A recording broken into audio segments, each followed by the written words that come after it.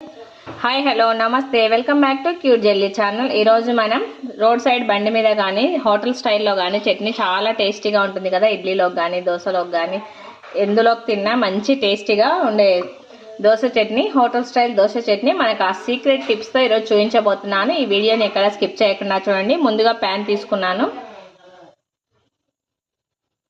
ఈ ప్యాన్లోకి కొద్దిగా పల్లీలు తీసుకుంటున్నాను నేను.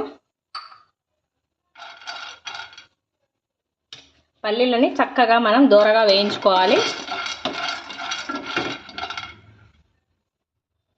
పల్లీలు కాస్త దూరగా వేయించుకున్న తర్వాత ఇందులో కొద్దిగా పుట్నాల పప్పు కూడా యాడ్ చేసి పుట్నాల పప్పును కూడా మనం చక్కగా వేయించుకోవాలి. పుట్నాల పప్పు కూడా వేయిస్తేనే మనకు మంచిగా టేస్టీగా ఉంటుంది. పుట్నాల పప్పు పల్లీలు రెండు మనకు చక్కగా ఫ్రై అయిపోయాయి. ఇప్పుడు వీటిని వేరొక ప్లేట్లోకి తీసుకోవాలి. ఆయిల్ కాస్త హీట్ అయిన తర్వాత ఇందులోకి పచ్చిమిర్చి యాడ్ చేసుకోవాలి. పచ్చిమిర్చిని కూడా కాస్త వేయించుకోవాలి మనం. ఈ పచ్చిమిర్చిలోకి కొద్దిగా పచ్చి కొబ్బరి కూడా కొద్దిగా యాడ్ చేసుకోండి. పచ్చి కొబ్బరి ఎక్కువ వేస్తే టేస్ట్ ఉండదు, అందుకని ఈ విధంగా పచ్చి కొబ్బరి కూడా వేసి కాస్త వేయించుకోవాలి. పచ్చి కొబ్బరి యాడ్ చేసిన తర్వాత కొద్దిగా పచ్చి కరివేపాకు కూడా యాడ్ చేస్తున్నాను. కరివేపాకు కూడా వేసి మనం కాస్త దూరగా వేయించుకోవాలి.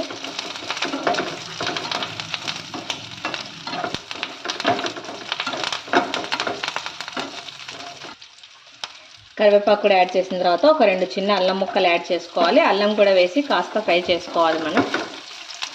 మనకు పచ్చిమిర్చి చక్కగా ఫ్రై అయిపోయింది. ఇప్పుడు స్టవ్ ఆఫ్ చేసుకుందాం మనం. ఈ విధంగా మనం ఒక మిక్సీ జార్ తీసుకొని ముందుగా వేయించుకున్న పప్పులు, పుట్నాల పప్పు, పల్లీలను యాడ్ చేసుకోవాలి. అదేవిధంగా నెక్స్ట్ మనం పచ్చిమిర్చి, పచ్చి కొబ్బరి, అల్లము, కరివేపాకు వేసి మంచిగా ఫ్రై చేసుకున్నాం కదా, వీటిని కూడా ఈ పల్లీల మిశ్రమంలోకి యాడ్ చేసుకోవాలి. వీటితో పాటు ఒక 5 వెల్లుల్లి రెబ్బలు యాడ్ చేసుకోవాలి. ఒక 1/2 స్పూన్ జీలకర్ర,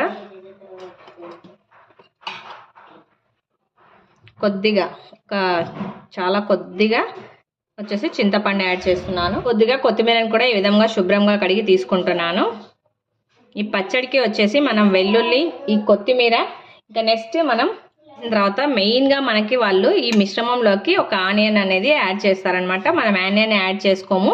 ఇలా ఒక పచ్చిదే, మళ్ళీ ఆనియన్ ఫ్రై చేయకూడదు. ఈ విధంగా ఒక పచ్చి ఆనియన్ యాడ్ చేయడం వల్ల అంత మంచి టేస్టీతో ఉంటుందన్నమాట. హోటల్ స్టైల్లో చట్నీ వచ్చేసి మనం ఎందులోకి తిన్నా చాలా టేస్టీగా ఉంటుంది కదా. మనం చేస్తే ఆ టేస్ట్ రాదు. వాళ్ళు మెయిన్ ఇంగ్రీడియంట్స్ వచ్చేసి కొత్తిమీర ఎక్కువగా వేస్తారు, ఆనియన్ కూడా పచ్చిది వేస్తారనమాట. దీనివల్లనే మనకు చట్నీ అంత టేస్టీగా ఉంటుంది. ఈ విధంగా చిన్న చిన్న పీసెస్గా కట్ చేశాను. ఇది కూడా మీడియం సైజ్ తీసుకున్నాను నేను. ఈ విధంగా ఆనియన్ని చిన్న చిన్న పీసెస్గా కట్ చేశాను. నెక్స్ట్ ఇందులోకి రుచికి సరిపడా ఉప్పు అనేది యాడ్ చేస్తున్నాను నేను. మీ ఇష్టం, మీరు మీ టేస్ట్ చట్నీని బట్టి యాడ్ చేసుకోండి. ఈ విధంగా వీటన్నిటిని యాడ్ చేసిన తర్వాత ఇప్పుడైతే ఏం వాటర్ యాడ్ చేయలేదు. లిడ్ క్లోజ్ చేసి ఇలాగే మనం మిక్సీ పట్టి తీసుకోవాలి.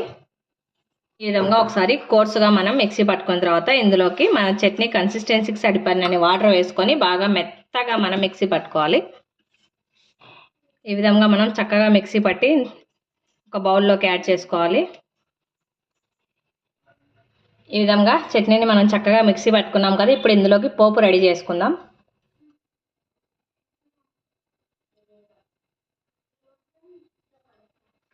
ఒక ప్యాన్ పెట్టి కొద్దిగా ఆయిల్ తీసుకున్నాను. ఇది పోపు కోసం. ఇందులోకి నేను పోపు దినుసులు యాడ్ చేస్తున్నాను. జీలకర్ర, ఆవాలు, మినపకాయలు కాస్త. పోపు దినుసులు చక్కగా ఫ్రై అవుతున్నాయి కదా. ఇప్పుడు ఇందులోకి కొద్దిగా కరివేపాకు కూడా యాడ్ చేసుకోవాలి.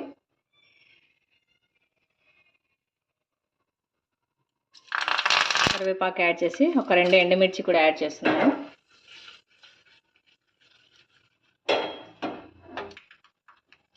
ఎండుమిర్చి కూడా యాడ్ చేసిన తర్వాత ఇందులోకి కొద్దిగా ఇంగువ యాడ్ చేస్తున్నాను నేను.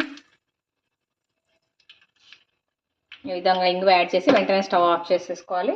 మనం ఈ విధంగా చట్నీ ప్రిపేర్ చేసుకున్నాం కదా. మనం ఇప్పుడు చక్కగా పోపు పెట్టేసుకున్నాం కదా. ఈ పోపు యాడ్ చేస్తున్నాను నేను.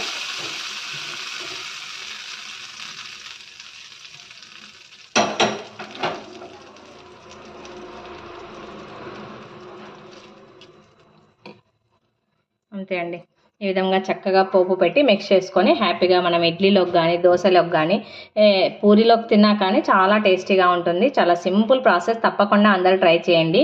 ఈ విధంగా చేస్తే ఇంకెప్పుడు మనం బయట చట్నీ టిఫిన్లోకి తీసుకోవాల్సిన అవసరం లేదు. చక్కగా ఇంట్లోనే ప్రిపేర్ చేసుకుంటే అందరూ చాలా ఇష్టపడతారు. చాలా సింపుల్ ప్రాసెస్, తప్పకుండా అందరూ ట్రై చేయండి. ఈ రెసిపీ కనుక మీకు నచ్చినట్లయితే లైక్ చేయండి, షేర్ చేయండి, తప్పకుండా అందరూ సబ్స్క్రైబ్ చేయండి. Thanks for watching.